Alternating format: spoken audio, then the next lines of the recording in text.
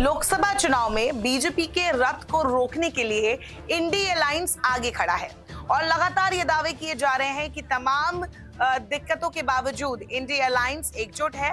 इसमें कोई दिक्कत नहीं है, 28 दल एक साथ चुनाव लड़ेंगे और बीजेपी को सत्ता से आउट करेंगे। लेकिन ये तभी पॉसिबल होगा फिलहाल अगर पहला स्टेप तो यही है कि सीट शेयरिंग जो फॉर्मूला है वो डिसाइड हो जाए। लेकिन जो 31 दिसंबर जो आखिरी तारीख बताई गई थी गठबंधन दलों के मुताबिक, चाहे वो ममता बनर्जी की पार्टी टीएमसी हो और नीतीश कुमार जिस तरीके से मांग कर रहे थे कि जल्द से जल्द सीट शेयरिंग का फॉर्मूला सामने आए, कांग्रेस को कहा गया कि आप ये मैनेज करें, बाकी राज्यों के नेताओं से मिले, बातचीत करके उनका फीडबैक ले और लिस्ट तैयार करें।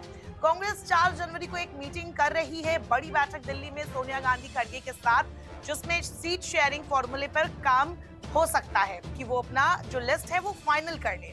अब जो खबर सामने आ रही है उसके मुताबिक बंगाल में ममता बनर्जी कांग्रेस को 2 से ज्यादा सीट देने के लिए तैयार नहीं है और यूपी में कांग्रेस की मांग है कि उसे 40 सीट मिले, बिहार में कांग्रेस की मांग है कि उसे 10 से 12 सीट मिले।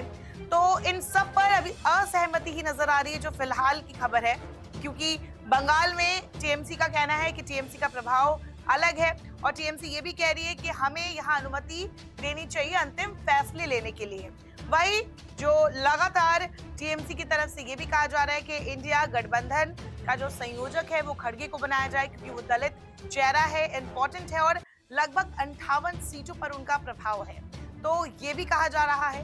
लेकिन सीट शेयरिंग फॉर्मूले पर अभी पूरी तरीके से बात नहीं बन पाई है। इतनी सारी मीटिंग्स हो गई, चाहे वो पटना से लेकर, मुंबई से लेकर, दिल्ली से लेकर, लेकिन अब तक सीट शेयरिंग को लेकर किसी भी दल में अभी तक सहमति नहीं बन पाई है। अब ये आने वाले दिनों में देखना होगा कि कितनी जल्दी ये सीट शेयरिंग पर बात फिक्स करते हैं, कांग्रेस को कितनी सीट मिलती है, क्योंकि पूरा चुनाव इसी पर टिका है और पूरी एकजुटता जो इंडी अलायंस 28 दल है उनका भी जो एक दूसरे के साथ कॉम्बिनेशन है या चुनाव में उनका जो रिस्पॉन्स होगा वो इसी पर डिपेंड करता है कि वो सीट शेयरिंग पर एक दूसरे के साथ किस तरीके से खड़े हैं। क्या कांग्रेस की डिमांड पूरी की जाती है, क्योंकि कांग्रेस का ऐसा मानना है कि 2024 में मोदी को हराने के लिए राष्ट्रीय मुद्दे काम आएंगे और इसलिए कांग्रेस इस चुनाव में अहम किरदार निभाएगी और इसीलिए कांग्रेस चाहती है कि वो यूपी में 40 सीट पर अपना दावा ठोके।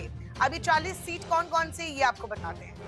यूपी में जिन खास सीटों पर कांग्रेस की दावेदारी हो सकती है वो है अमरोहा, सहारनपुर, लखीमपुर खीरी, बिजनौर, मुरादाबाद, लखनऊ, रायबरेली, अमेठी, बाराबंकी। ऐसे बिहार में भी कुछ सीटें हैं जिसमें कांग्रेस की दावेदारी देखी जा सकती है।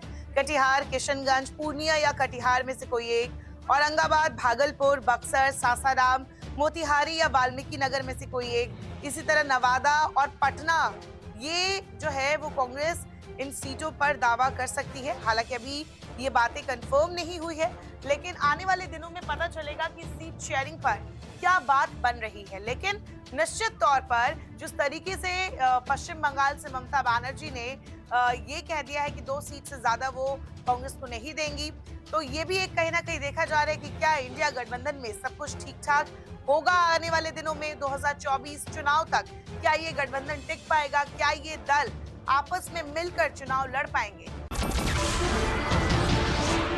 नमस्कार, मैं हूं मानक गुप्ता।